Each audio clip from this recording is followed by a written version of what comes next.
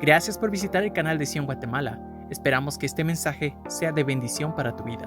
No olvides seguirnos en nuestras redes sociales, Facebook como Sion e Instagram como Sion Guatemala. Y no olvides suscribirte para más contenido que impacte tu vida.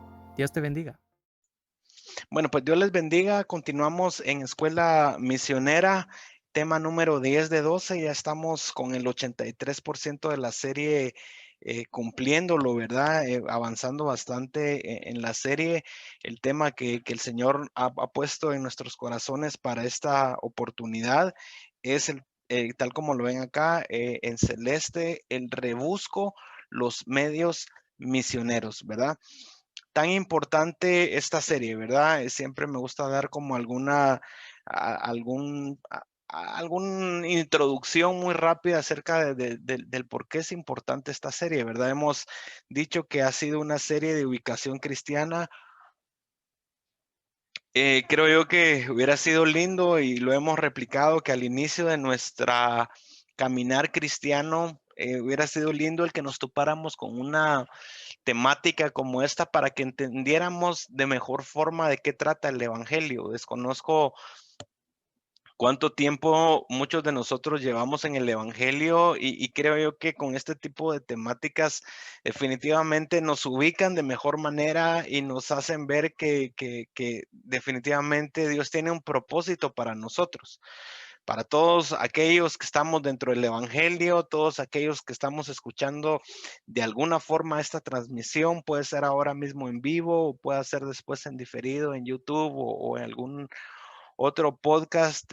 Dios quiere obrar en nuestra vida pero también Dios quiere obrar a través de nuestra vida. Tan importante esto, ¿verdad? Hay gente a nuestro alrededor, ¿verdad? Que Dios en alguna medida identificó gente a nuestro alrededor y Dios quiere bendecirla a esta gente a través de nosotros. Dios opera así. Y podemos ver tantos ejemplos en la Biblia, ¿verdad? Por ejemplo, el primero de ellos, bueno, desde Adán veo yo que Dios no solamente quería obrar en él, sino Dios había un propósito de usar Adán como instrumento para bendecir a la creación. Luego, igualmente, había en la generación de Noé, había una necesidad y Dios levantó a alguien de tal manera de poder bendecirlo a él, trabajar en él, pero también que él fuera una especie de instrumento humano para poder replicar la voz de Dios. Y Dios a lo largo del tiempo ha levantado gente, ¿verdad? En su momento levantó a Jacob, luego se convirtió en Israel. Dios levantó a José para preservar la nación de Israel, ¿verdad? Luego Dios, viendo que Israel estaba esclavo, estaba necesitado en Egipto, Dios levantó a Moisés. Y así vamos a ver a lo largo del tiempo. Luego levantó a Josué para conquistar Canaán. Luego Dios levantó a 13 jueces. Luego Dios levantó a reyes, levantó a profetas, levantó a Juan el Bautista, levantó a 12 apóstoles, levantó al apóstol Pablo, levantó a Santiago, Timoteo, Bernabé, Silas. Y siempre Dios, al cabo de cada una de las generaciones, Dios va levantando personas, de tal manera, de esas personas que sí logran entender un poco más de qué trata el evangelio, de que el evangelio no trata de solamente lo que Dios puede hacer en mí, sino que el evangelio también trata de lo que Dios puede hacer a través de mí. Y entonces, en ese sentido, habemos acá gente como nosotros que Dios nos tiene en una escuela misionera porque Dios tiene un propósito no solamente con nosotros, sino Dios y ya identificó una gran necesidad que hay en nuestro alrededor, personas de nuestro alrededor necesitadas. Y entonces Dios nos quiere levantar a nosotros de tal manera de usarnos a nosotros para la gloria de su nombre y bendecir a estas personas que en alguna medida están necesitadas. Entonces, de esto ha tratado mucho la serie, que nosotros pensemos un poco nos hagamos esa pregunta, ¿cómo nosotros estamos viviendo nuestro cristianismo en pleno siglo XXI? Hay muchos que viven el cristianismo solamente yendo a la iglesia y gloria a Dios por ir a la iglesia. Es algo maravilloso congregarse, pero más allá de ir a porque ir a la iglesia, el culto al Señor lo tiene abierto, ¿qué? 6, 8 horas a la semana, ¿verdad? 2 el domingo o 4 el domingo o 6 el domingo y de ahí 2 horas el miércoles, 2 el viernes, qué sé yo, ¿verdad? Pero el culto no es solamente cuando se abre la iglesia, el culto debe de ser siempre.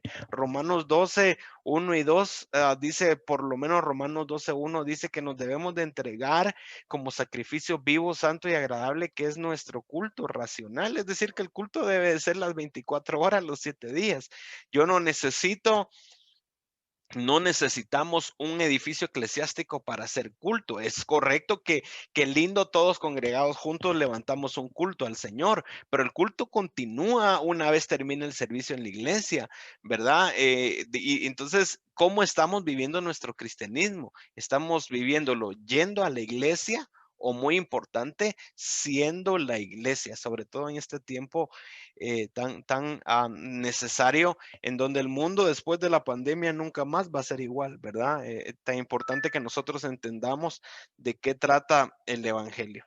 Entonces, luego de esta pequeña introducción, quisiera mostrarles rápidamente cuál ha sido la temática que hemos estado platicando, ¿verdad?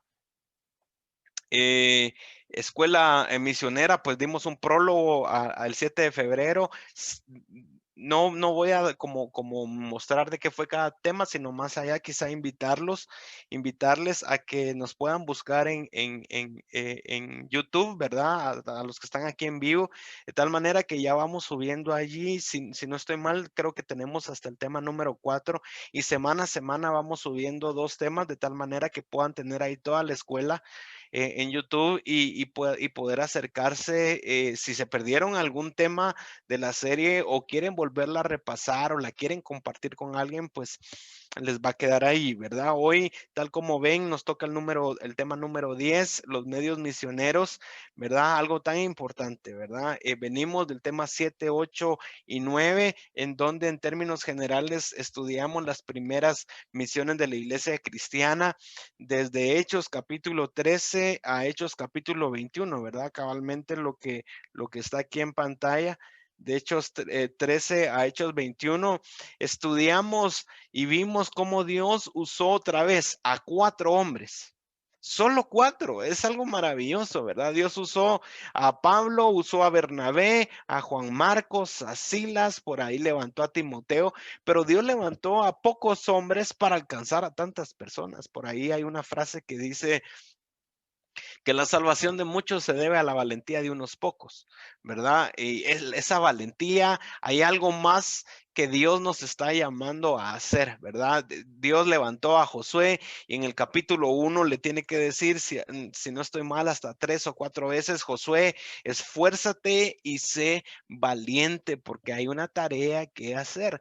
Que la verdad es que el evangelio, lo digo por última vez, creo que no vivimos de forma adecuada en el evangelio solo llegando a una iglesia y sentándonos en una silla. Hay algo más que Dios nos está llamando a hacer, ¿verdad? Y un poco de eso trata mucho esta escuela.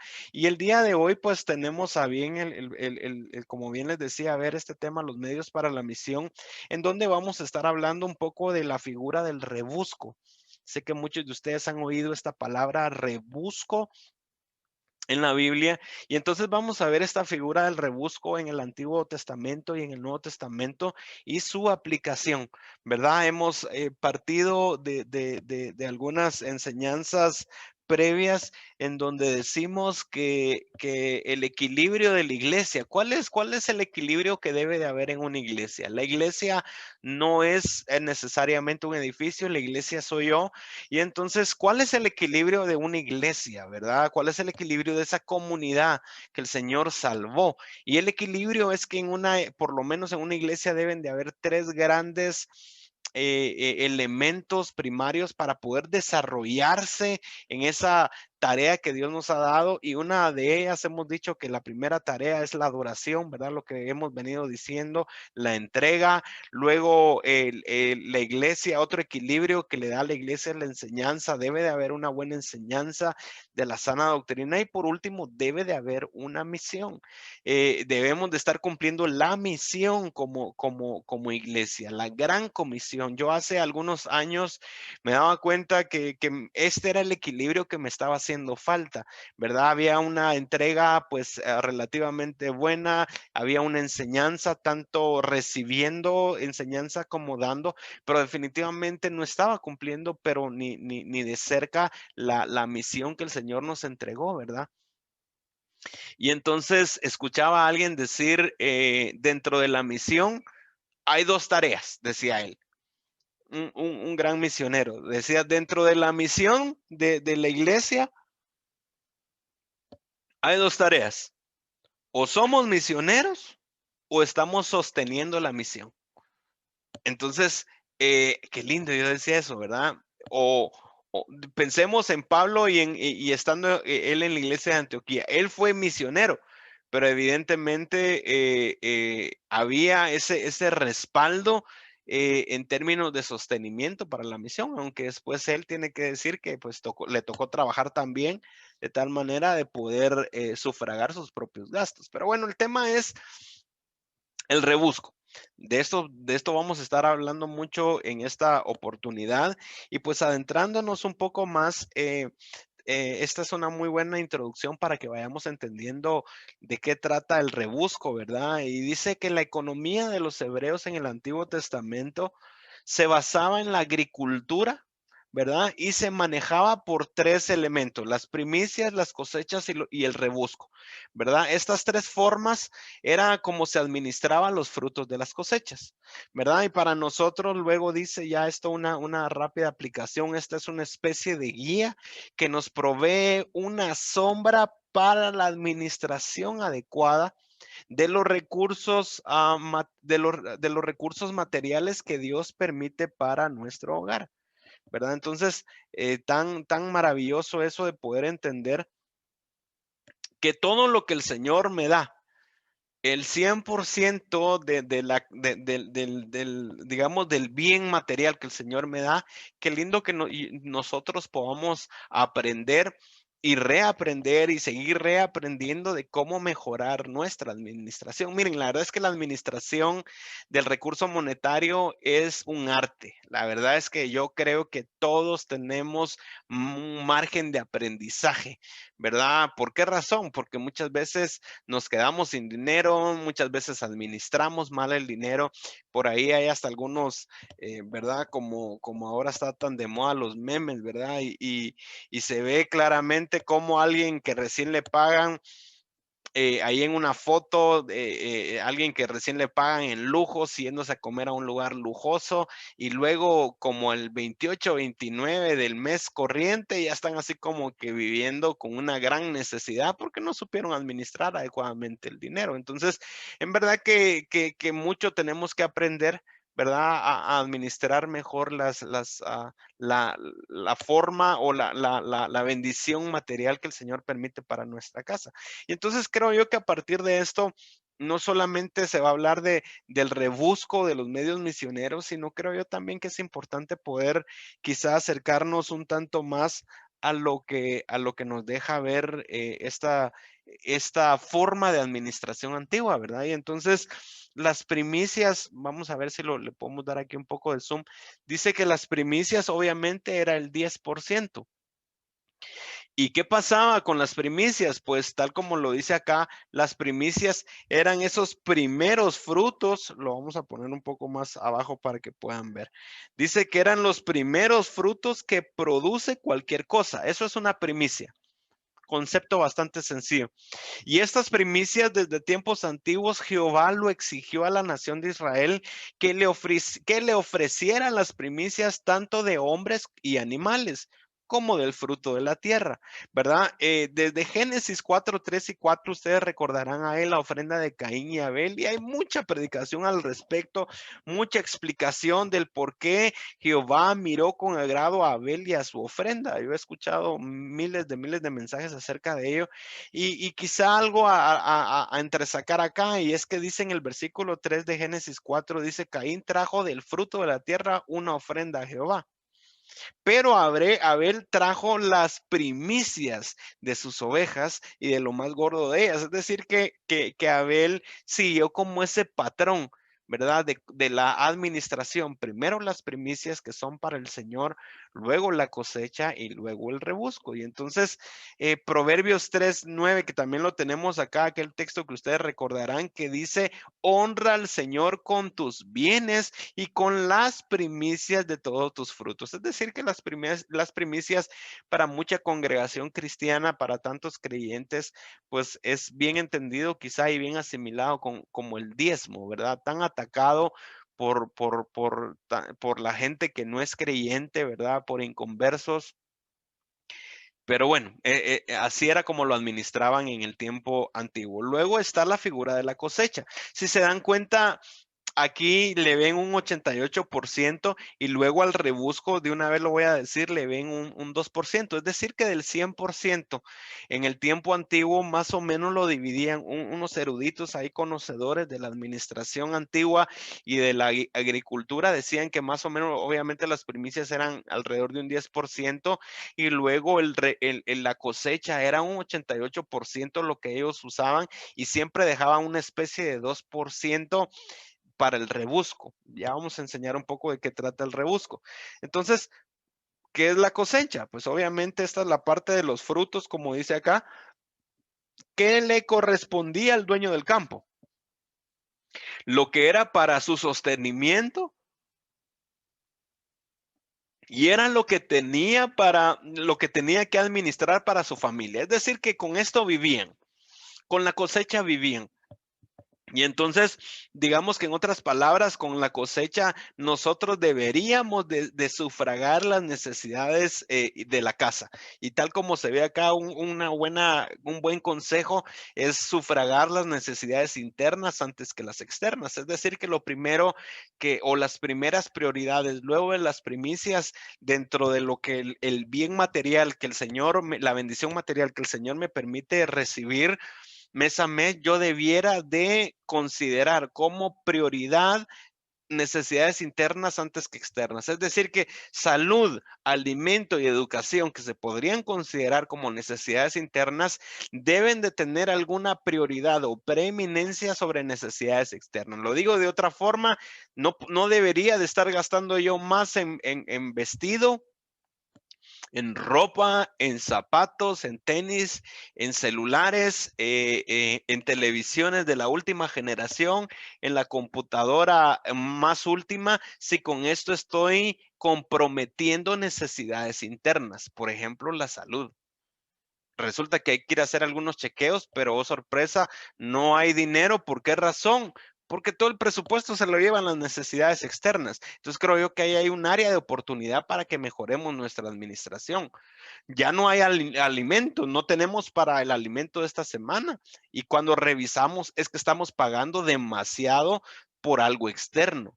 Entonces creo yo que, bueno, es un tema, sé que es un tema personal y cada quien debemos de ver cómo podemos mejorar nuestra administración. Y quizás si esto nos sirve de guía, pues enhorabuena, ¿verdad? Primera de Timoteo dice acá 6 y 7 es desigual, es ese signo que está a la par de Primera de Timoteo 6 y 7, es desigual a Proverbios 27:20. ¿Por qué razón? Porque Primera de Timoteo 6 dice, en la palabra de Dios para todos, dice, cuando llegamos al mundo no traíamos nada. Y cuando morimos no podemos llevar nada. Por eso, si tenemos alimentos y ropa, dése cuenta que aquí primero pone lo interno y después lo externo. Si yo tengo alimento, una necesidad interna, y tengo ropa, una necesidad externa, podemos darnos por satisfechos. Qué lindo esto, ¿verdad? Así que si hoy yo tengo alimento y tengo con qué vestirme, me debo de dar por satisfecho. Ese era el consejo que Pablo le daba a Timoteo, ¿verdad? Y no esa consumismo que hay hoy en día, ¿verdad? Gente que no está satisfecha porque tiene el carro 2021 y ahora ya salió, el vecino tiene el 2022 y entonces hay una insatisfacción que va inundando su ser cuando tenemos todas las necesidades cubiertas del día de hoy. Entonces el consumismo va a eso, a esa velocidad. Por eso es que digamos, las grandes empresas de computadoras, de todo lo electrónico, ¿verdad? De los celulares, de las tabletas, tienen esa regla de como cada 10 meses estar lanzando un producto nuevo. ¿Por qué razón? Porque entra una especie de necesidad de decir, no puede ser, ya tengo el iPhone 7 y ya vamos por el iPhone 13, no puede ser. Y entonces entra la persona con una perseguidora de decir, voy a ahorrar y voy a comprometer el alimento, mejor ya no me voy a inscribir a la universidad, voy a dejar de estudiar porque necesito tener el mejor teléfono. Imagínense hasta dónde ha llegado el consumismo, que yo leía una noticia de que en Japón, o no sé si fue en Japón, pero fue en una comunidad asiática, hubo un chinito que les mandamos saludos si nos ven, si nos van a ver en YouTube, dicho sea de paso, no les gusta que les digan chinitos, ¿verdad? Eh, pero hubo alguien de la comunidad asiática que estuvo dispuesto hasta sacrificar, no sé si un riñón o una parte de su cuerpo, de tal manera de obtener un recurso material para comprarse el último teléfono. ¿Cómo es posible? Digo yo, definitivamente alguien que tiene muy desordenadas sus prioridades, ¿verdad? Si el teléfono, ¿para qué sirve el teléfono? Pues en términos generales sirve para llamar. Lo que pasa es que ahora el sistema nos vendió que tanto es el uso del teléfono que si mi teléfono no es de 25 megapíxeles, ya para tomar fotos ya me quedé atrás. Entonces creo yo que sí es un poco de evaluar. Y entonces luego bueno, y entonces dice 1 Timoteo 6 y 7 y 8, es desigual a Proverbios 27:20. Porque mientras que 1 Timoteo 6, 7 y 8 dice, yo me debo de dar satisfecho si tengo alimento y vestido, Proverbios 27:20, también en la palabra de Dios para todos, dice, la muerte y la tumba y la codicia humana nunca se dan por satisfechos. Miren qué tremendo cómo lo pone acá. La muerte, la tumba, a una versión más antigua dice el Seol y la codicia humana nunca se dan por satisfechos. Entonces la pregunta podría llegar a ser cuán satisfecho estoy con lo que Dios ha provisto para mi vida. Yo definitivamente deberíamos decir, estamos más que satisfechos. Y luego, entonces, luego de las primicias, que eran un 10%, ¿verdad? Deberíamos de considerar que la cosecha es el 88% para llegar a este rebusco que viene a ser en el 2%. ¿De qué trataba el rebusco? Yo creo que las primicias y la cosecha para nosotros es bien fácil de asimilar, pero el rebusco no tanto. ¿Qué es el rebusco? El rebusco en la antigua economía agrícola, ¿verdad? Del pueblo hebreo, se enseñaba que no se debía de cegar o cosechar todo el fruto. Se tenía que dejar algo para el pobre, y esto era para que el pueblo de Dios aprendiera a hacer misericordia. Mateo 5:7, en ese maravilloso sermón del monte de las bienaventuranzas, cuando comienza el sermón del monte, hay una bienaventuranza, dice, bienaventurados los misericordiosos, porque ellos alcanzarán misericordia. Entonces, qué maravilloso eso que el Señor nos da esa enseñanza, esa aplicación y decir, qué lindo. Que imagínense ustedes por un momento, de repente lo vamos a volver a decir más adelante, pero qué lindo que nosotros en casa, y una vez aquí le lanzo un desafío que me están viendo por ahí a lo lejos las personas de mi casa, pero qué lindo sería que poder tener una especie de cajita, o no hablemos en diminutivo, una caja, un jarrón, un contenedor en donde podamos continuamente estar almacenando el rebusco. Podría ser en dinero, podría ser en, qué sé yo, en algún así víveres, en algo más, de tal manera que vayamos allí guardando algo de tal manera que cuando haya alguna necesidad de dar el rebusco, pues tener ahí siempre algo apartado para poderlo dar. Entonces, habiendo dicho eso, nos vamos de lleno a platicar un poco acerca de cómo era el rebusco en el Antiguo Testamento, ¿verdad? Y entonces habría que decir que dentro de la legislación de Israel, ¿verdad? Dentro del marco de la legislación de Israel se determinaba la conducta del pueblo, ¿verdad? ¿Y en dónde encontramos la legislación? Las leyes en donde Israel, obviamente del Antiguo Testamento, se regía para vivir. Todas esas leyes que delimitaban su conducta. Y obviamente nos deberíamos de referir al libro del Levítico, y por ahí, pues Levítico, más o menos dándoles a conocer a ustedes, por ejemplo, el Levítico del 1 al 7, se promovían todos los términos para los lugares de culto, cuáles eran los objetos sagrados, el ritual de los sacrificios. Por ejemplo, el Levítico ya del 8 al 10 resalta lo relacionado a la consagración del sacerdote, de cómo se debía de darle la investidura. El Levítico del 11 al 15 habla acerca de las leyes de la pureza y de la impureza, ¿verdad? Y luego, muy importante, a partir de Levítico 17 hasta el 22, para Israel había algo que se llamaba dentro de su legislación, había algo que se llamaba el Código de Santidad. Qué lindo.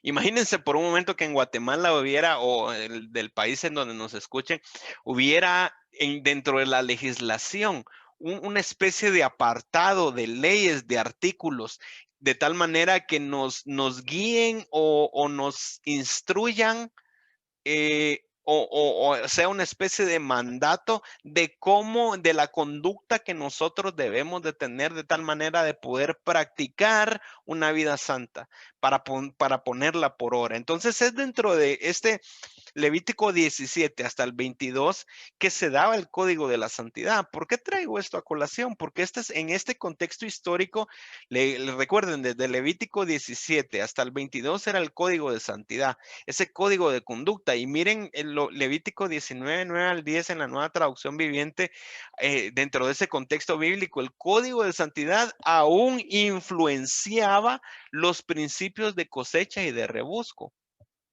Qué lindo eso.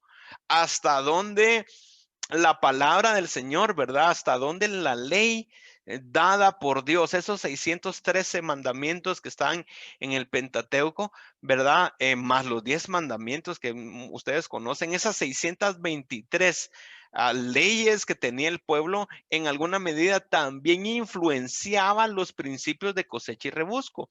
Y entonces debemos de llegar a Levítico 19, versículo 9 y 10 en la Nueva Traducción Viviente, en donde está este mandato, ¿verdad? Y dice: cuando recojas las cosechas de tu tierra, no ciegues o no coseches, ¿verdad?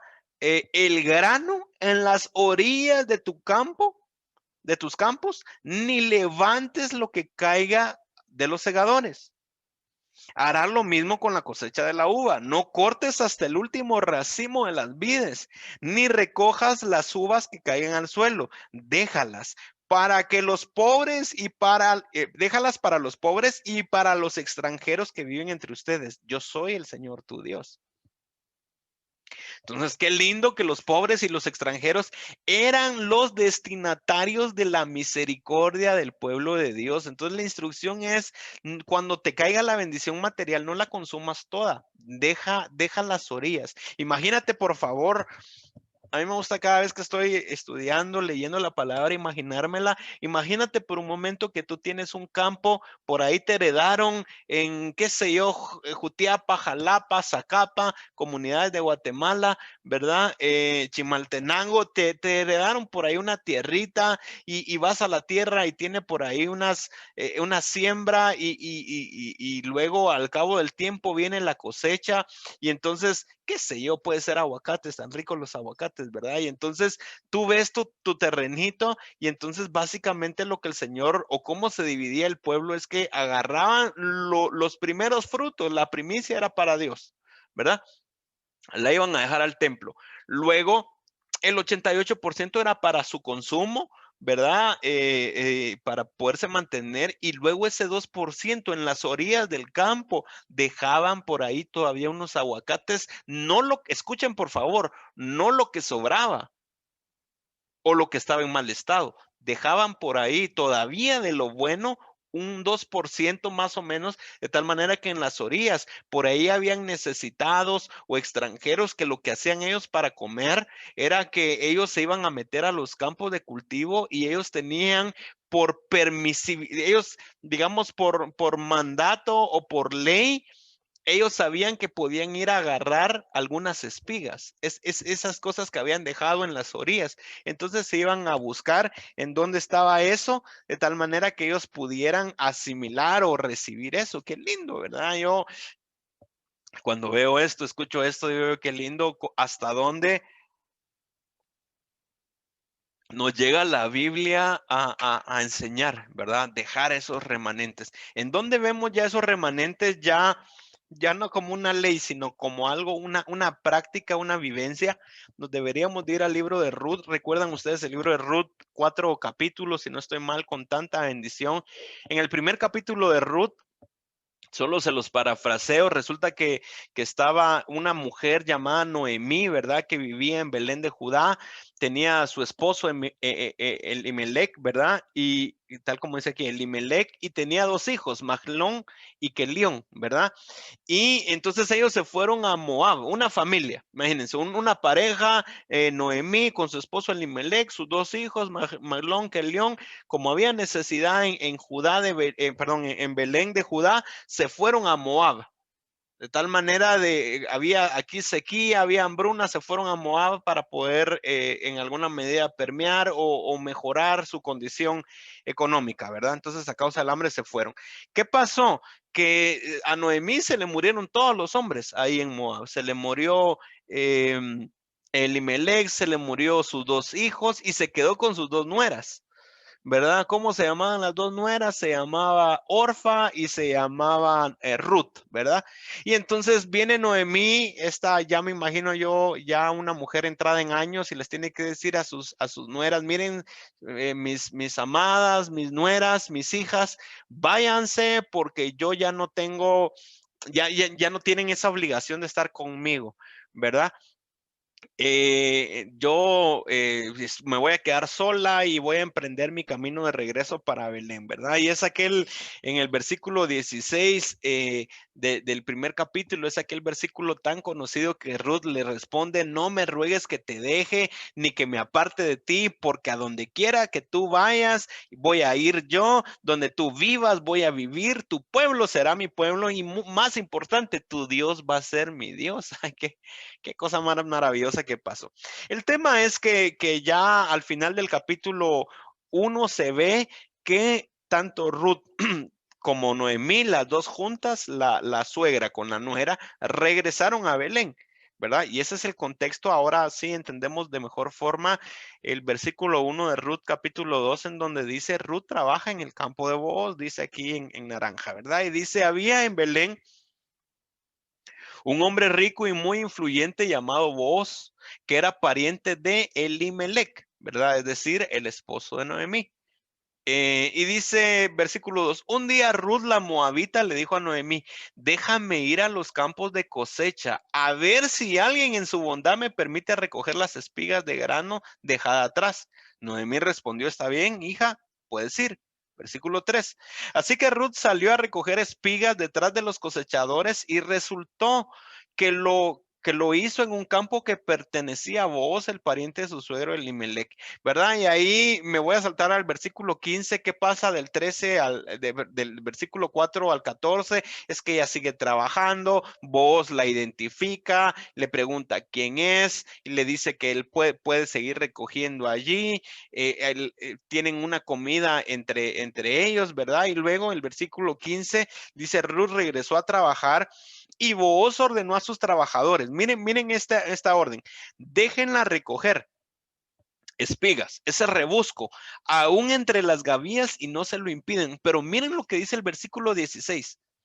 Además, arranquen de los manojos algunas espigas de cebada y déjenlas caer a propósito. Es decir, que había algo dentro de lo más valioso, no de lo que sobraba, por favor, ¿verdad? Sino dentro de lo más valioso, y dice, déjenlas caer a propósito, de tal manera que Ruth las pueda recoger y no la molesten. Versículo 17. Así que Ruth recogió cebada ahí todo el día, y cuando la desgranó por la tarde, llenó toda una canasta. Mire qué abundancia de rebusco.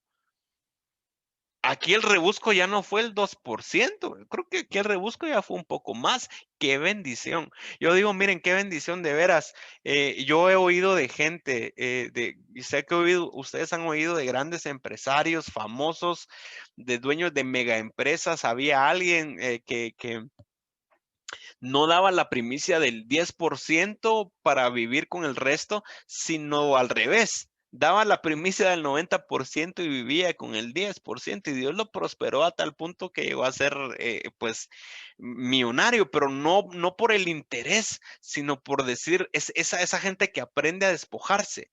Qué lindo que alguien pudiera decir, yo tan atacado que es el diezmo, y decir, miren, yo la verdad es que podría decir alguien, yo he aprendido a dar, yo amo a dar, yo no necesito que me digan Malaquías 3:10 que el diezmo es una exigencia. No, aunque el diezmo no sea una exigencia, yo igualmente voy a dar, y no el 10, puedo dar el 12, puedo dar el 15, ¿verdad? O qué sé yo, puedo dar, el tema es que para mí la casa del Señor es una prioridad, ¿verdad? Entonces yo doy. Y además de eso, el rebusco, para mí es importante hacer misericordia. Entonces yo no voy a dar el 2%, yo voy a dar el 5, el 10. Así era vos, por eso es que vos llegó a prosperar hasta qué nivel, ¿verdad? Entonces dice el versículo 18.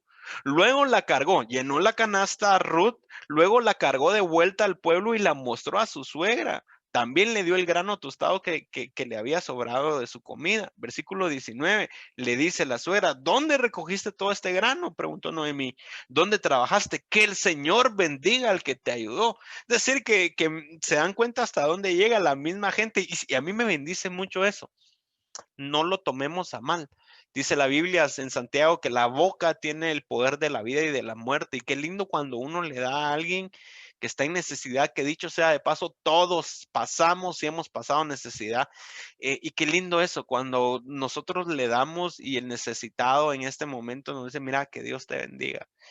Recibamos esa bendición, es tan importante, ¿verdad?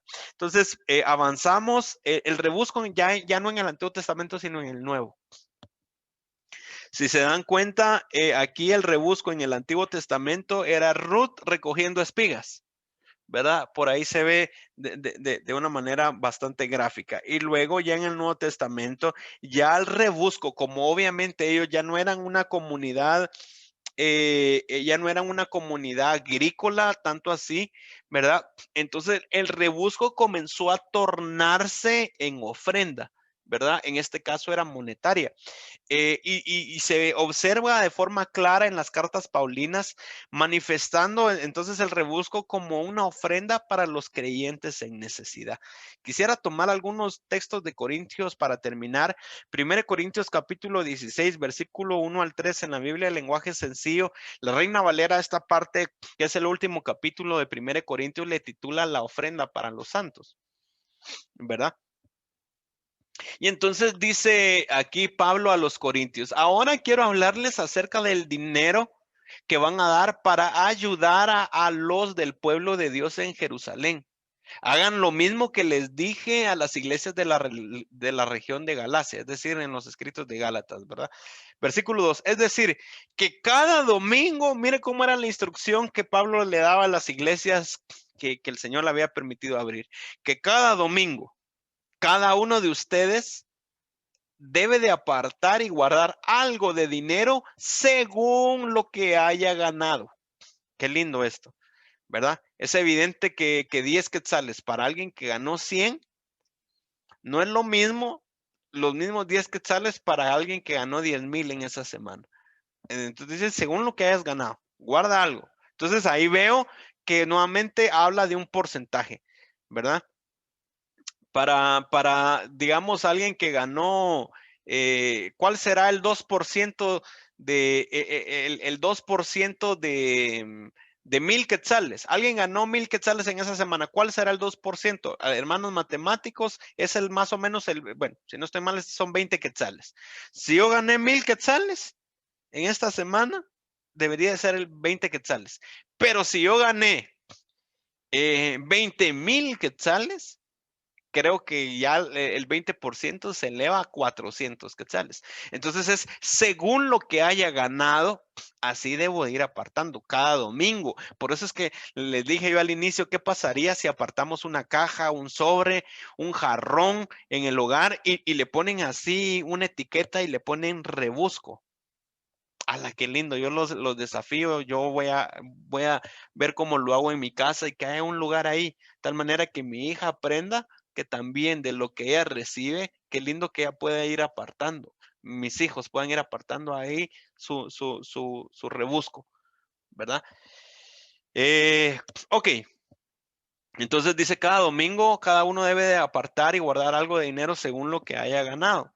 De este modo, dice, no tendrán que recogerlo cuando yo vaya a verlos. Elijan algunos hermanos. Yo les puse aquí hechos porque dentro de Sion tenemos un grupo de hermanos, un área que se llama hechos, y son ellos los que están, digamos, manejando toda esta logística para llevar el dinero al que tiene necesidad. Yo creo que esto del rebusco debiera de ser una práctica de todas las casas, no solamente de las casas, también de las iglesias. Qué lindo que hasta en empresas se podría considerar esto, pero nosotros como iglesia también tenemos un porcentaje de lo recaudado y eso va para el rebusco. Y aparte va lo de misiones, ¿verdad? Pero qué lindo que podamos practicar la misericordia. Dios nos quiere bendecir a nosotros, pero no solamente para nosotros. Dios quiere de esa bendición que recordemos para aquel que pasa necesidad. Entonces dice, elijan algunos hermanos para que lleven el dinero a Jerusalén. Cuando yo llegue, los mandaré con el dinero que ustedes hayan dado y también con cartas para que los hermanos de la iglesia en Jerusalén lo reciban bien. ¿Por qué había que darle una ofrenda a los de Jerusalén? ¿Qué estaba pasando en Jerusalén? Y aquí se ve por qué recolectaban una ofrenda para la comunidad de Jerusalén. Y Romanos 15 está esa respuesta y dice, todo Romanos 15 habla acerca de vivir para ayudar y edificar a otros, ¿verdad? Creo que aquí por la imagen tal vez no sé si lo ven de buena forma, pero bueno, si no se los leo. Dice en la nueva traducción viviente, el versículo 1, los que somos fuertes debemos de tener consideración de los que son sensibles a este tipo de cosas. ¿Qué cosas? Aquí esas cosas se refieren a las cargas rituales de la ley, ¿verdad? Los alimentos permitidos. De esto está hablando el capítulo anterior. Pero me parece lo que dice acá en negrilla. No debemos de agregarnos solamente a nosotros mismos. Esto es el llamado que Pablo hace a los romanos acerca de vivir para ayudar también y edificar a otros. No debemos de, aquí comienzan a haber algunas verdades, ¿verdad? Algunos elementos a considerar. Primero, no debo de vivir para agradarme solamente a mí mismo. Versículo 2. Deberíamos de ayudar a otros a hacer lo que es correcto y a edificarlos en el Señor. Pues ni siquiera Cristo vivió para agradarse a sí mismo. Filipenses 2, en esa kenosis de Cristo, el vaciamiento de Cristo, cuando él habla de que tomó forma de hombre y además se humilló para tomar forma de siervo, pero si no estoy mal, Filipenses 2:5 dice que nosotros debemos de ver, de considerar, de meditar lo que hizo Jesús y nosotros practicarlo también.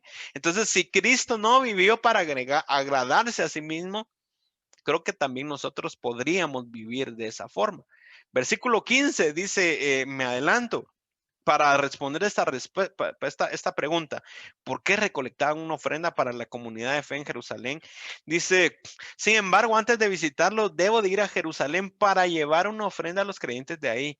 Pues les cuento, los creyentes de Macedonia y Acaya con entusiasmo juntaron una ofrenda para los creyentes de Jerusalén. ¿Por qué razón? Porque eran pobres. Y además de pobres, recuerden ustedes que acá estamos hablando que era más o menos del 45 al 55 después de Cristo, y los creyentes de Jerusalén eran perseguidos por la comunidad de judíos. Usualmente era gente muy necesitada, y encima era perseguida.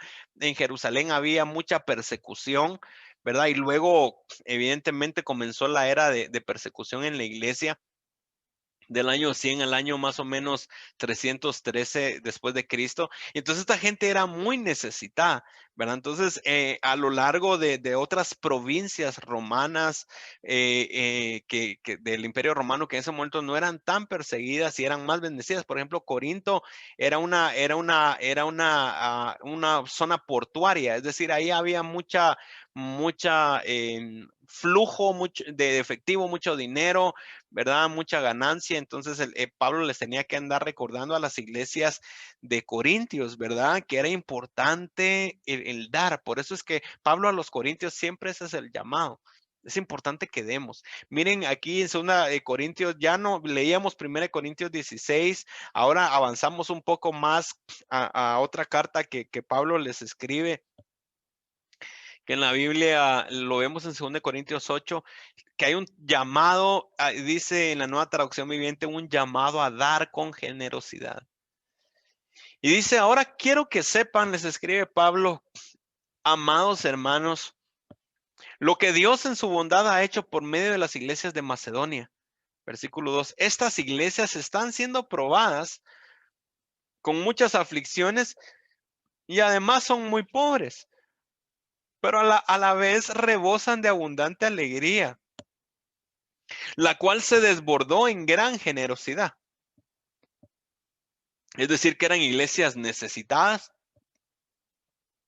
pero esas comunidades de fe con necesidad, pero que aprendieron a hacer misericordia. Qué lindo, ¿verdad? Así como la viuda de Elías, tan necesitada, pero igualmente con esa voluntad todavía de decir, aunque tengo poco, igual de lo poco voy a dar.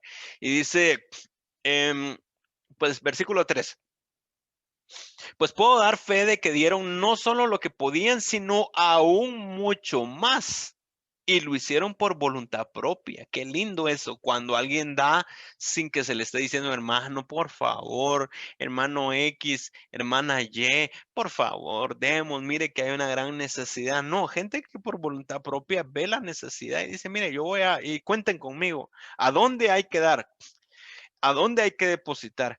¿Verdad? Que dicho sea de paso, si alguien quiere, sea acá o en vivo o quizá en YouTube, que los que nos van a ver, o quizá en un podcast, en medios diferidos, en cualquiera, tú que me estás escuchando en cualquier parte del mundo que estás, si tú quieres o no has encontrado un lugar en donde puedas tú también poder dar en alguna parte una bendición material, de tal manera que haya gente llevándola a la necesidad, nos puedes escribir, ahí lo vamos a poner quizá al final, pero la cuenta de nuestra cuenta de correo es iglesia.sion.guatemala, iglesia.sion.guatemala@gmail.com, o nos puedes encontrar en las redes y ahí escribirnos, mandarnos un mensaje y con mucho gusto te podríamos decir cómo puedes ofrendar. Entonces, qué lindo, lo hicieron por voluntad propia, pero ¿cómo sigue diciendo acá?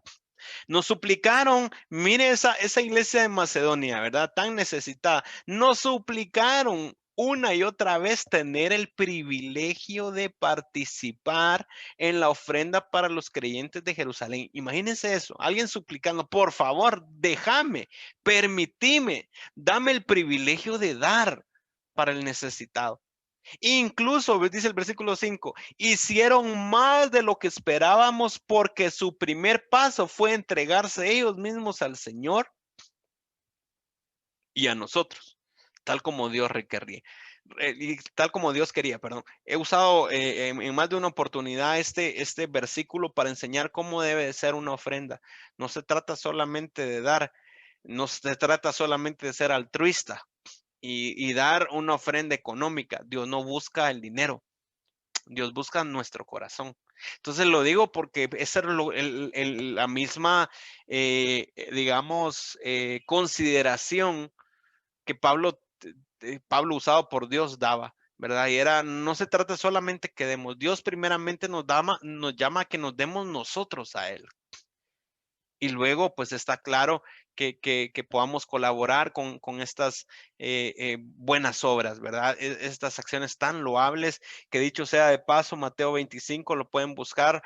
Después dice por ahí juicio a las naciones en la parte final de Mateo 25 y es aquel texto que dice que Dios en el juicio va a separar a los, digamos, a los cabritos de las ovejas a su derecha, los cabritos a su izquierda, a las ovejas al lado derecha las bendice y les dice, miren, benditos de mi Padre, van a heredar el reino y les comienza a bendecir. ¿Por qué razón? Porque tuve hambre y me dieron de comer, tuve sed y me dieron de beber, estuve desnudo, me vistieron, fui extranjero.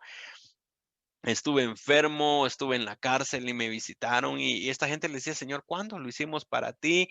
Y el Señor les va a tener que decir, por cuanto lo hicieron por algunos necesitados, a mí me lo hicieron.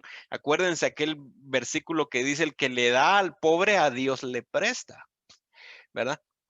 Hay mucho que decir acá. Así que le hemos pedido a Tito, quien los alentó para a que comenzaran a dar, que regrese a ustedes y los anime a completar el ministerio de ofrendar. Es decir, que toda la iglesia, ahora que tan de moda están los ministerios, apóstol, profeta, evangelista, pastor y maestro, todos los creyentes tenemos un ministerio y es el ministerio de ofrendar. Versículo 12, que habla acerca de la siembra. Todo lo que den es bien recibido si lo dan con entusiasmo.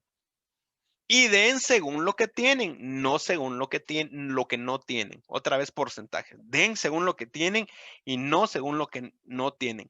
Claro, con eso no quiero decir, dice Pablo, que lo que ustedes den debe de hacerles fácil la vida a otros y difícil a ustedes. Solo quiero decir que debería de haber cierta igualdad, dice Pablo. Ahora mismo ustedes tienen en abundancia y pueden ayudar a los necesitados. Esto es una siembra, luego la cosecha, esta palabra la agregué yo. Más adelante ellos tendrán en abundancia y podrán compartir con ustedes cuando pasen necesidad. La vida da muchas vueltas. Hoy yo puedo ser el que está con algún recurso para dar, pero el día de mañana pueda ser yo el que necesite ese recurso que alguien me dé, ¿verdad?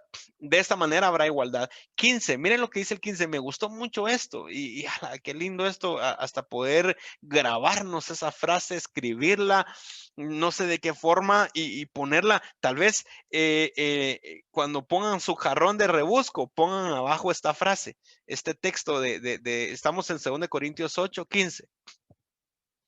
A los que recogieron mucho, nada les sobraba.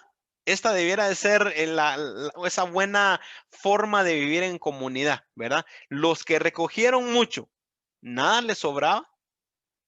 Y a los que recogieron solo un poco, nada les faltaba. ¿Por qué razón? Porque había eso, compartir, hacer misericordia, ¿verdad? Qué lindo. Según de Corintios es 8, 9. Último texto leído y terminamos, dice 2 Corintios 9, ofrenda para los cristianos de Jerusalén. Recuerden lo siguiente, un agricultor que siembra solo unas cuantas semillas obtendrá una cosecha pequeña. Pero el que siembra abundantemente obtendrá una cosecha abundante. De esto hay una reflexión. Una vez escuché una frase que se me quedó plasmada, la escribí, aún la compartí en mis redes y dice, cuida lo que siembras en esta estación. Va a determinar lo que recibas en la próxima estación. Qué lindo eso. Sembremos. Qué lindo si en todas las estaciones sembramos, ¿verdad? Hay un texto que dice que debemos de sembrar en la mañana y en la tarde porque no sabemos cuál cosecha vendrá antes. Qué lindo que nos volvamos nosotros sembradores, ¿verdad? Versículo 2 o 7, perdón. Cada uno debe de decidir en su corazón cuánto dar y no deben de mala gana ni bajo presión. Qué lindo eso, porque Dios ama a la persona que da con alegría y Dios proveerá con generosidad todo lo que necesiten. Entonces siempre tendrán lo necesario y habrá bastante de sobra para compartir con otros. Como dicen las escrituras, comparten con libertad y dan con generosidad a los pobres. Sus buenas acciones serán recordadas para siempre. Pablo haciendo una alusión al verso de Salmo 112:9. Termino con una reflexión, con una parábola. En Lucas capítulo 10, del versículo 25 al 37, que no lo vamos a leer, pero lo puedes leer tú. Hay una parábola llamada el buen samaritano, y en donde surge una necesidad, y aquí el Señor le está tratando de enseñar no solamente a ese maestro de la ley de Lucas 10, sino a todos nosotros, y enseñar, que nosotros podamos reflexionar en cuál es nuestra respuesta ante la necesidad de otro, más o menos como lo dice acá, ¿verdad? ¿Cuál es nuestra respuesta a la necesidad de otro? ¿Qué hacemos cuando nos encontramos con la necesidad de alguien? ¿Verdad? Y entonces es en este contexto en donde de Lucas 10, del 25 al 37, se ocurren 9 escenas continuas, ¿verdad? Tú la puedes separar el texto ahí por escenas. Y entonces primero se ve a un maestro de la ley probando a Jesús y le pregunta: maestro, ¿qué cosa debo de hacer para heredar la vida eterna? Obviamente era un maestro de la ley. Él sabía qué debía de hacer, pero él estaba probando al Señor. Y esta no era la pregunta prueba. Más adelante iba a venir. Entonces le pregunta en la primera escena: ¿qué debo de hacer para heredar la vida eterna? Jesús le responde y le dice: ¿qué está escrito en la ley? ¿Tú cómo lo lees? ¿Tú cómo lo interpretas? Entonces el maestro de la ley dice, resalta Deuteronomio 6:5, que es el mandamiento primario. Entonces el maestro de la ley dice: bueno, para ganarme la vida eterna, para heredar la vida eterna, debo de amar al Señor, mi Dios, con todo mi corazón, mi alma, con todas las fuerzas, con toda la mente, y a tu prójimo como a ti mismo. Entonces, tan sencillo como eso, Jesús le dice en la cuarta escena: bien has respondido, haz eso y vas a vivir. Pero en el versículo 5, el maestro de la ley, perdón, en la escena 5, el maestro de la ley, no satisfecho, le dice, que queriendo justificarse a sí mismo, le dice: ¿y quién es mi prójimo? Porque recuerda que el mandamiento primario era amar al Señor con todo lo que tienes y a tu prójimo como a ti mismo. Entonces la pregunta capciosa, o la pregunta del maestro de la ley, que iba a usar para probar a Jesús, era: ¿quién es mi prójimo?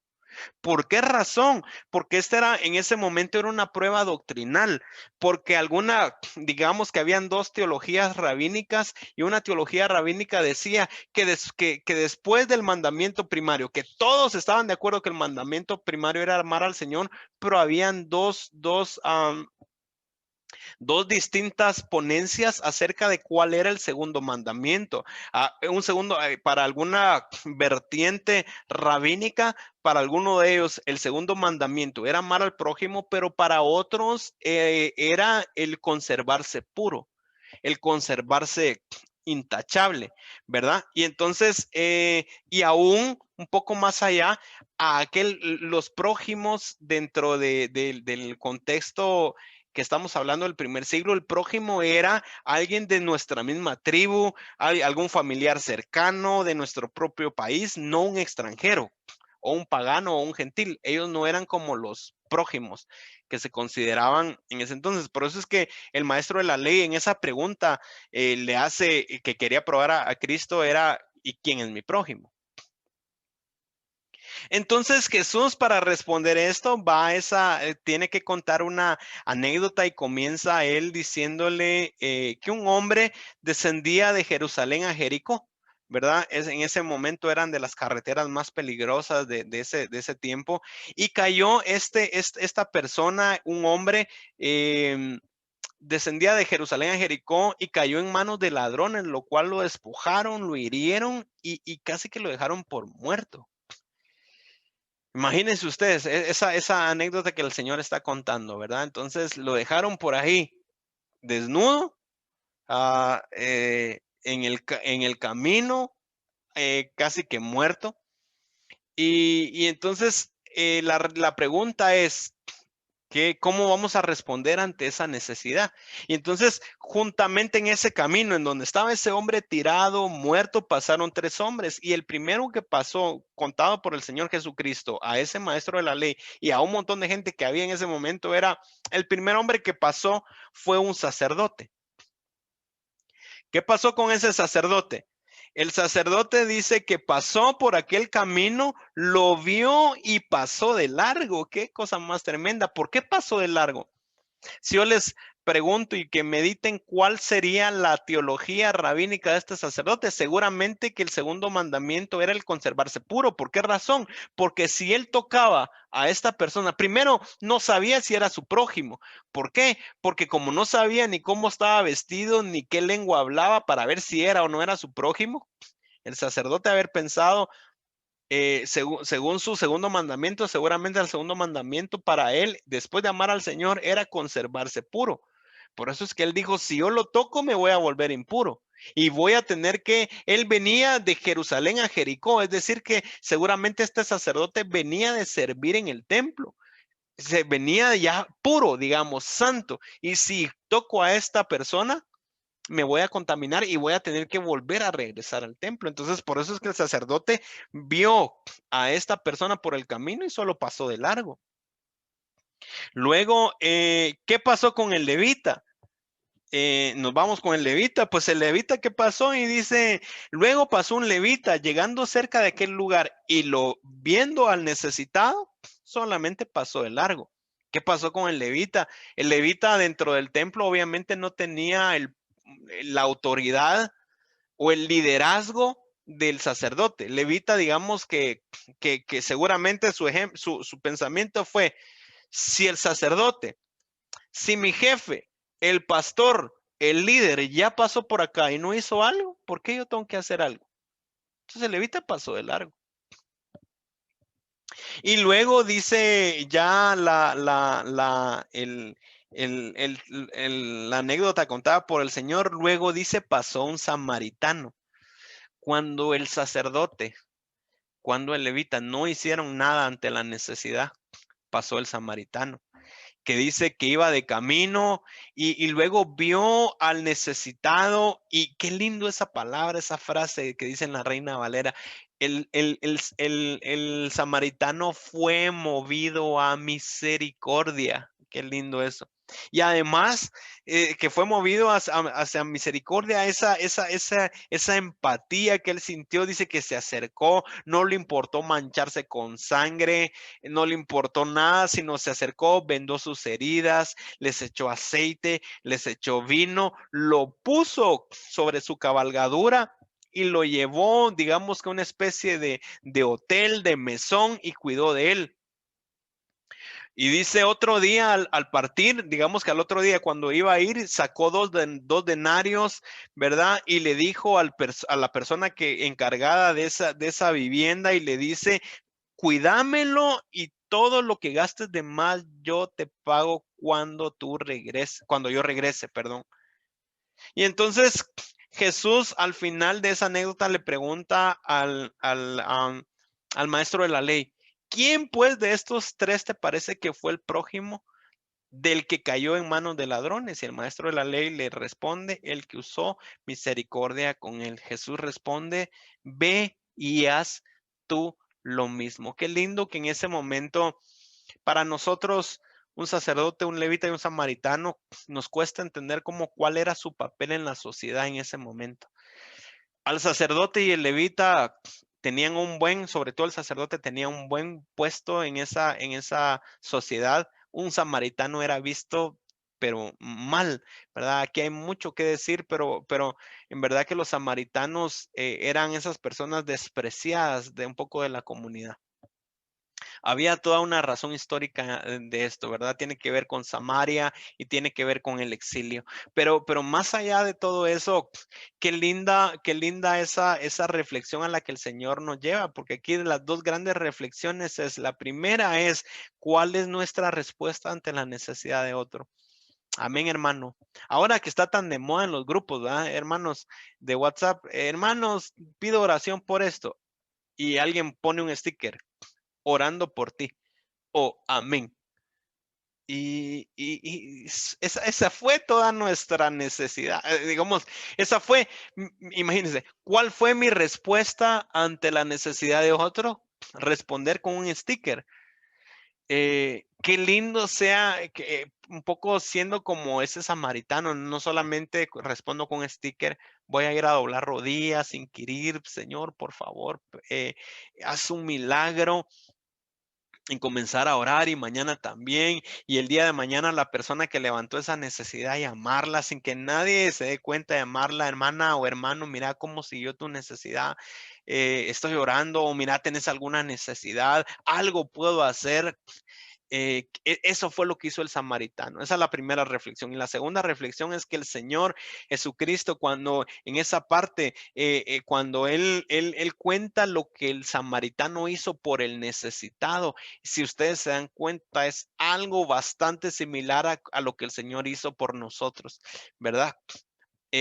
Dice por ahí en esa parte, dice que bueno, estaba la necesidad, él partió y le dice, cuídame al necesitado y todo lo que gastes, yo te voy a pagar cuando yo regrese. Algo que tiene bastante similitud al tema de la dispensación que estamos viviendo ahora y de la venida del Señor. Lo vamos a dejar acá por razones del tiempo, vamos a orar. Y pues espero que haya sido una bendición para tu vida como lo ha sido para nosotros. Así que oramos.